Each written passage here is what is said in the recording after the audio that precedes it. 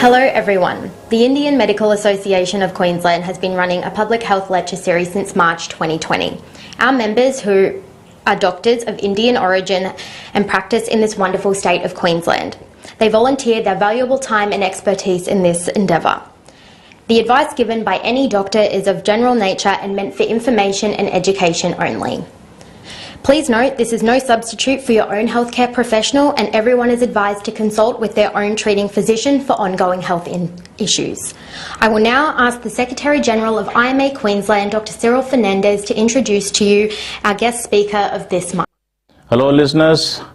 Today we have the pleasure of talking and listening to Dr. Upasana Kapoor, a well-experienced leading pediatrician at Peds in a Pod in Brisbane, Wollongabba, on the topic Aapki Sehat, meaning Your Health Program, initiated by the Indian Medical Association of Queensland, Australia.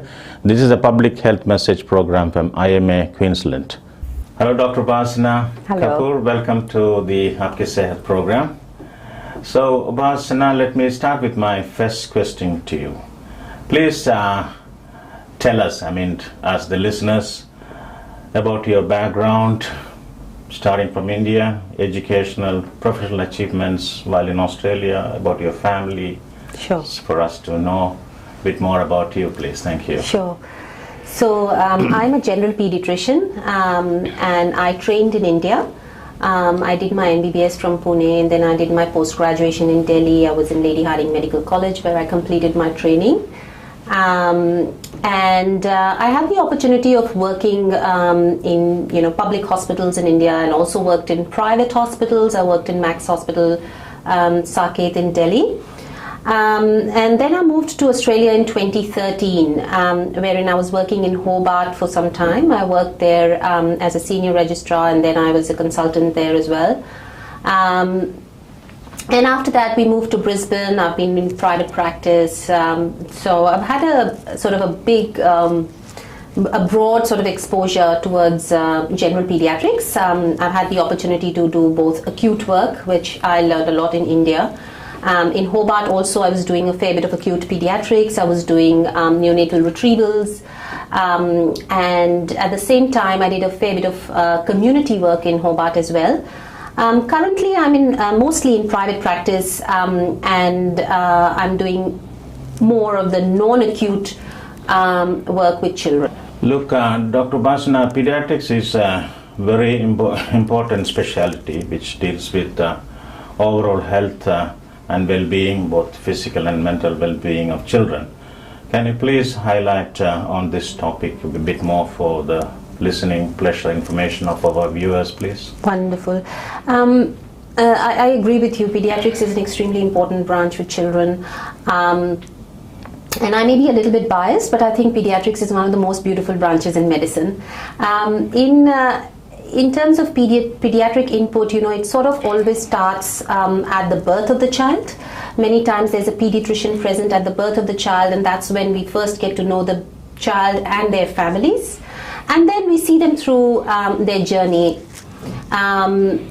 Many times we have to review patients frequently, see them for their growth and development. And I think the main role of a pediatrician, particularly a general pediatrician, is to be able to support families and children and ensure that their children are growing and developing well and performing to the best of their abilities.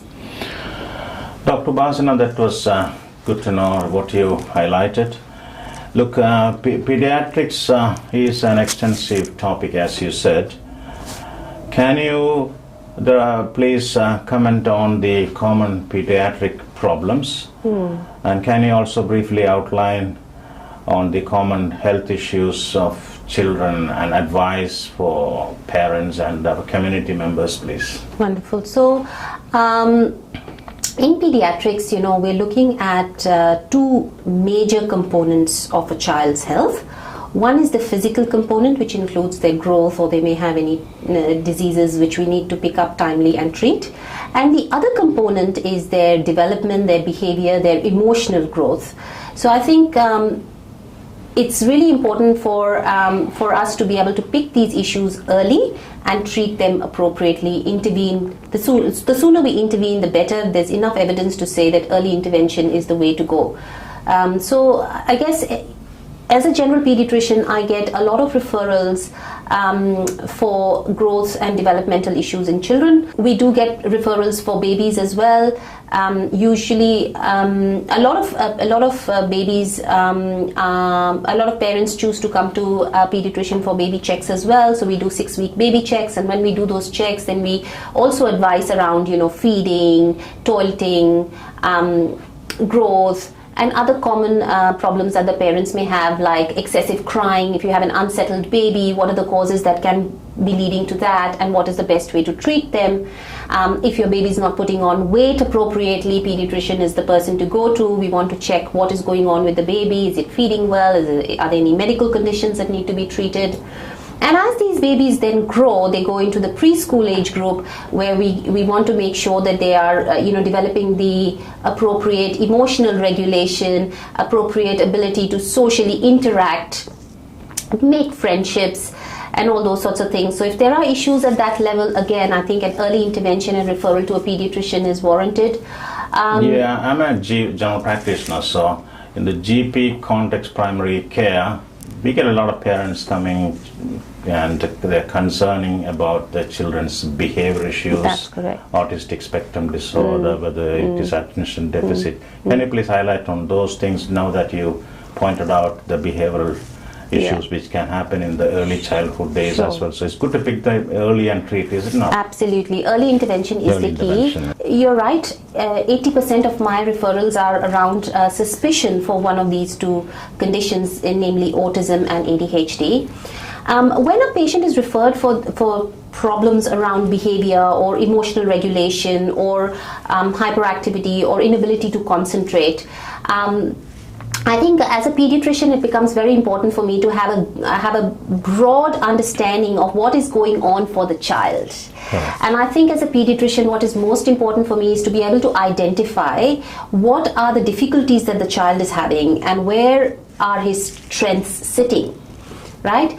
And once we tease that out, then we are in a good position to comment whether we are dealing with a developmental disability like ADHD or autism, or is it a case of the child just being disturbed because of other factors. And those factors can be multiple at different levels. So I think if a child is having difficulties with any of the adjustment issues in school or childcare, I really think it's important to have a good comprehensive history examination right from pregnancy till the date of that child, so that we can make appropriate diagnosis and do appropriate treatment. Now, all of these conditions can be supported. If the child is diagnosed with ADHD, we can do medication, we can do therapy sessions, and then we often do all over sort of an overarching education for schools, for families, so that we can support the child appropriately, not overdiagnose, not overtreat, but yet give them the best opportunity to thrive. Very good.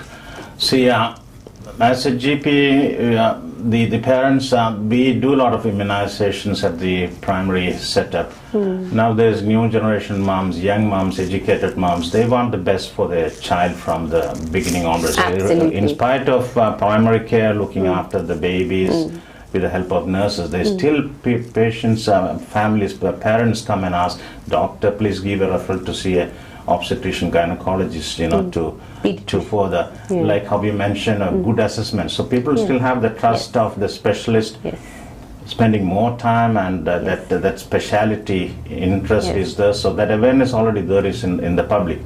So some pediatricians tend to have a special liking or expertise, special interest in particular subjects. Can you please highlight on what is your special interest in pediatrics, please? Yes, thank you. Like I said, I'm a general pediatrician, so I enjoy a wide variety of patients that I get to see, and I think being in the general field, I get a lot of referrals. I definitely enjoy seeing my medical patients, the babies, and all the other medical conditions like constipation, asthma, all those sorts of things. But my area of interest is behavior and development in children.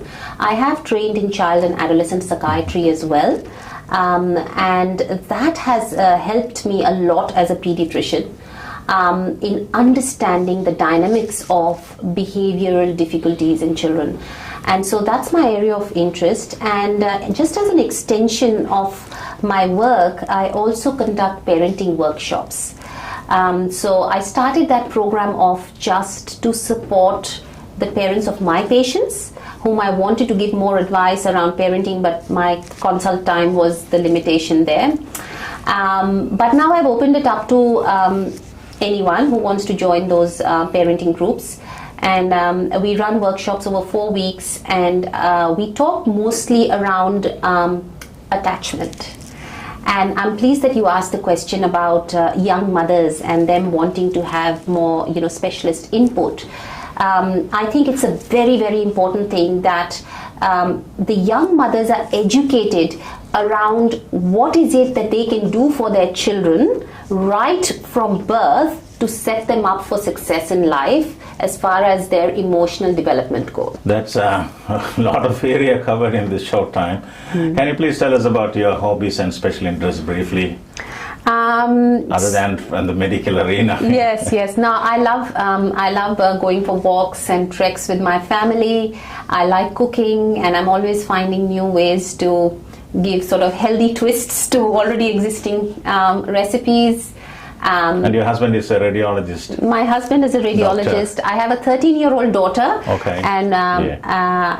And as you said about hobbies, I think lately my hobby is to go shopping with her all the time. So I spend a lot of time with my daughter doing things that we enjoy. That's good. Finally, can you give our listeners a good healthy lifestyle strategies advice? I think just like adults, for children also the advice remains the same. The 3 backbones of good health, good appetite, exercise and sleep. I think as parents, if we've been able to inculcate this in our children, these 3 things in our children, I think we've set them up for a healthy life. That will lead to good, healthy family life, both physically and mentally. Absolutely. Thank you so much, Pleasure. Dr. Upasana Kapoor, pediatrician, for coming to us and talking to us on this Aapki Sehat program. On behalf of the Indian Medical Association of Queensland, I extend you wholehearted thankfulness. Thank you. Thank you so much. Thanks for having me.